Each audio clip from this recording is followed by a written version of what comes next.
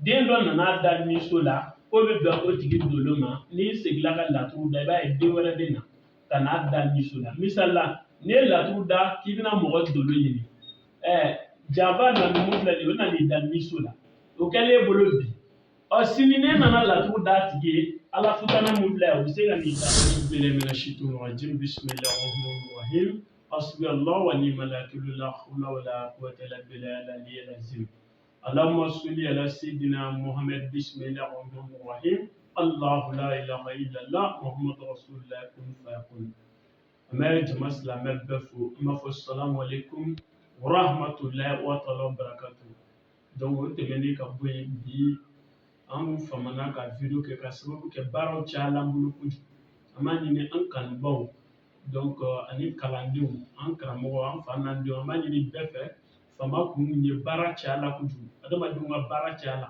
donc alhamdulillah o tɛmɛnen an b'a ɲini bɛɛ fɛ bɛɛ ka dugawu kɛ mali ye a n'a kɛrɛfɛ jamanaw ala k'an bɛɛ kisi k'an tanga ala ka kɔrɔta d'an ma ala ka futinɛ k'a dunga ka bɔ yen ala ka hɛrɛ d'an ma bi an y'a jateminɛ kɛ donc mɔgɔ caman ka ɲininkali nana kalandenw ni karamɔgɔw kanubagaw yɔrɔ janmɔgɔw ni yɔrɔ surumɔgɔw o caman u ye dolo ani laturu k'o mélanger ɲɔgɔn na donc u ko fa an ka prévu di a kan n'o ye kalan y'a kan dolo ni laturu k'u bɔ ɲɔgɔn na donc an bɛna yira mɔgɔ la k'a fɔ laturu b'a dan na dolo fana b'a dan na donc alhamdulillah mɔgɔw k'u hakili to a la u kana ɲinɛ Allahu ni ma ɲinɛ o kɔ i jigi sɛmɛyɔrɔ sɔrɔ lahara ni jɛ donc fɛn min bɛ yen n'a y'o kanu kosɛbɛ o de ye la ilaha illallah muhammadu rasulullah kun fayakun donc bi an ka thème a filɛ nin ye donc danfara min bɛ laturu ani dolo cɛ donc n'an bɔra yen an bɛna mun ye an bɛna ye k'a fɔ an ye laturu bila yan ka dolo bila yan donc danfara minnu ni ɲɔgɔn cɛ an bɛna laturu la fɔlɔ n'an y'a ta k'a lajɛ kalanden caman bɛ yen ani karamɔgɔ caman bɛ yen u ye ɲininkali k'a kan ne ye laturuden ta dolo de tɛ laturu kɔnɔ mun n'a t'a kɔnɔ dolo mun n'an bɛ ka kuma n'a kan bangeni dolo n'o ye ɲɛnɛmaya dolo ye k'o dɔn laturu kɔnɔ o tɛ yen k'a sababu kɛ jumɛn ye n'i nana niso la k'a fɔ k'i ni den dɔ nana da niso la ko bɛ bɛn o tigi dolo ma n'i segila ka laturu da i b'a ye den wɛrɛ bɛ na ka n'a da niso la misali la n'i ye laturu da k'i bɛna mɔgɔ dolo ɲini janfa nana mun filɛ nin ye o nana i da niso la o kɛlen bolo bi sini ne nana laturu da tigi ye ala futana mun filɛ o bɛ se ka nin da nin na donc o kɔrɔ b'a jira laturuden o laturuden bila o bɛɛ bɛ se ka nin da nin na donc yan yɔrɔ la a tɛ se ka adamaden dolo yira o dolo ye jumɛn ye dolo min bɔra tasuma na mun bɔra fiɲɛ na mun bɔra ji la mun bɔra bɔgɔ la donc laturu tɛ se k'o yira mɔgɔ la parce que n'i nana so o so kɔnɔ k'i bɛ na a so ta k'a yira k'a fɔ a tigi dolo ye nin ye i b'a jɛ n'i ye laturu da tuguni i b'a ye dɔ yɛrɛ bɛ na n'an bɔra yen laturu sakila n'i ye sakila bɔ cogo o cogo n'a nana bɛn den dɔ ma k'o y'o tigi dolo ye n'i tilala ka segin ka sakila bɔ tuguni i bɛna ye k'a fɔ o t'o dolo ye a bɛna ni laturuden kura ye donc an b'a yira k'a fɔ laturuden kelen o kelen dolo ye naani bɛɛ b'a la donc i b'a ye tasuma filɛ nin ye donc fiɲɛ filɛ nin ye ji filɛ nin ye bɔgɔ filɛ nin ye donc o b'a yira n na k'a fɔ laturu o y'a damana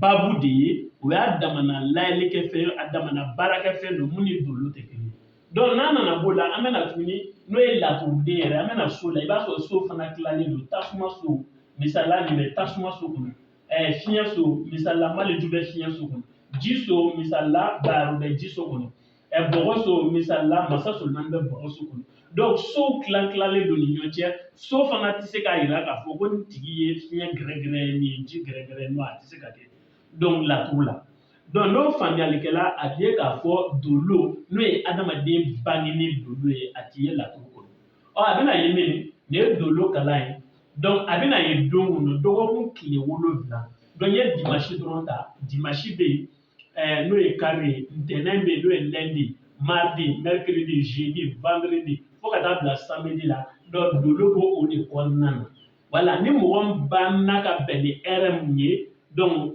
heure ye o bɛ kɛ fiɲɛ gɛrɛgɛrɛ ou bien tasuma gɛrɛgɛrɛ ou bien ji gɛrɛgɛrɛ ou bien bɔgɔ gɛrɛgɛrɛ donc misaliya la n bɛna misaliya ta ne ye dimanche ta dimanche o kɔrɔ de ko tile ka don.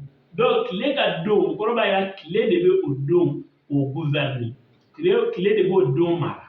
N'an y'a ta k'a lajɛ donc k'a daminɛ 0 heure la ka taa bila 6 heures la den o den bangena o kɔnɔ dimanche donya i b'a ye k'a fɔ olu bɛ tasuma na. Donc ka na 6 heures la ka n'a bila 12 heures la donc den o den bangena o kɔnɔ dimanche olu donnen o bɛ fiɲɛ na.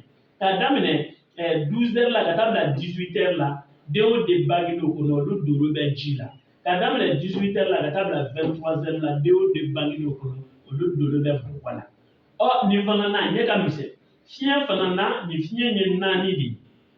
Nin tasuma in na tasuma ye 4 ye, nin fiɲɛ in na fiɲɛ ye 4 ye, ji in na ji ye 4 ye. N'a nana bɔgɔ la bɔgɔ fana ye 4 ye. Donc an b'a ye k'a fɔ donc bangedon o lahalaya o tɛ se ka ye laturu kɔnɔ k'a sababu kɛ laturu ale bɛ munumunu mais dolo jɔlen don. Donc don o don dimanche i b'a sɔrɔ tasuma de bɛ yen o tɛ yɛlɛma. An bɛna lajɛ jiri jumɛn bɛ yen mɔgɔw ye a lajɛ dɔnnibagaw jiri min falela ka bɛn ni dimanche ye o y'o kɛ dimanche donyaw ka yiri misalila ngunjɛ ani jun voilà donc gunjɛ ni jun o y'olu ka yiri ye. Yiri caman b'a la dɛ o ye nin yiri 2 ta mais yiri caman bɛ minnu falela ka bɛn ni dimanche ye minnu dilanna ka bɛn ni dimanche ye. Donc an bɛna mun de ye n balimaw donc n ka kalandenw ka ɲɛnamaya dɔn tasuma de don ji don mais laturu la non a bɛ yɛlɛma yɛlɛma. Donc alhamdulila ni min ye o danfara ye ni faamuyali ma kɛ bɛɛ bɛ se ka ɲininkali kɛ an ka fɛngɛ kɔnɔna na. Donc an bɛna tɛmɛ n'a ye français la n'o ye a tubabukanama ye.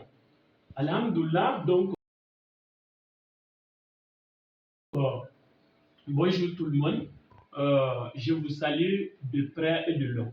Donc nous allons continuer. Aujourd'hui notre thème se porte sur la différence entre la géomancie et l'étoile. Voilà à droite donc la géomancie, voilà l'étoile. Donc les maîtres, les élèves, donc les amoureux de la géomancie, de l'étoile. Donc beaucoup de personnes ont posé la question, est-ce qu'il y a une différence entre la géomancie et l'étoile? Vous voyez, il y a une très grande différence. Parce que dans la géomancie, regardez, donc si quelqu'un dit il peut voir l'étoile dans la géomancie, dans la première maison, on trouve Youssoufa. Donc Youssoufa est composé de feu, de l'air, de l'eau et de la terre. Donc ici, on ne peut pas dire Youssouf seul, donc composé de feu. Ça, c'est impossible. Donc ici, ça ne peut pas être vraiment l'étoile. Donc, la deuxième chose, quand quelqu'un fait la géomancie un thème, Youssoufa est tombé ici, et vous avez dit son étoile est vraiment au feu. Par exemple, parce que vous avez pris la maison de Youssoufa pour dire que la personne, l'âme est feu. Donc, lendemain, il faut faire un autre thème. Vous allez trouver que Allah Fatana viendra, donc ici, dans la première maison. Donc ici, on ne peut pas trouver vraiment l'âme de la naissance. Donc le jour de la naissance, donc l'âme est animée du feu, ou bien de l'air, ou bien de l'eau, ou bien de terre. Nous ne pouvons pas trouver. Car, voilà, ici c'est mobile. Donc je laisse tout ça. Vous allez voir aussi. Donc, s'il y a certains qui font trier, qu'on appelle en Bambara Sakila, trier la géomancie quand tu fais vraiment un thème et donner vraiment une seule figure. Et cette figure vont dire que la personne est l'eau ou bien la personne est feu. Donc ça c'est faux. Car le lendemain aussi, il faut faire un autre thème et vous allez trier, vous allez trouver qu'un autre vraiment signe viendra. Donc différent de cela. Donc la géomancie est à part, l'étoile est à part. Donc je viens, dans l'étoile, il y a dimanche, les jours de naissance. Dimanche, lundi, mardi, mercredi jusqu'à samedi.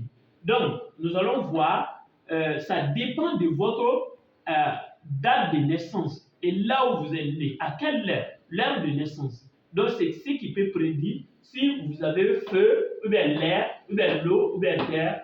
Voilà. Donc, ici, dans la tradition grecque, vous allez trouver que c'est le soleil qui gouverne dimanche. Donc, des horaires à 6 heures, tous les enfants qui ont né à cette heure ont vraiment l'élément feu. Feu pur. Donc de 6 heures à 12 heures, donc tous les enfants qui sont nés ont vraiment l'élément l'air. Donc de 12 heures 18h, élément l'eau. De 18h à 23h, élément terre. Donc voilà, les savants, ils ont réfléchi le jour où vraiment dimanche, un arbre est poussé, donc ils ont nommé vraiment l'arbre comme l'arbre vraiment de dimanche. Pour les enfants du dimanche, il s'agit de Gunje, je ne sais pas en français, si quelqu'un sait, il peut dire en commentaire, et June. Donc voilà les deux arbres qui est pour vraiment les personnes qui sont vraiment dans la journée de dimanche. J'ai pris un exemple, sinon il y a dimanche, il y a lundi, il y a mardi. Et vous pouvez guider votre vie à travers vraiment votre jour de naissance. Cela est différent de la géomancie. Si ce n'est pas compris, donc veuillez vraiment nous écrire en bas des pages. Donc, Inch'Allah, nous allons vous répondre. Donc, merci à tout le monde. À la prochaine.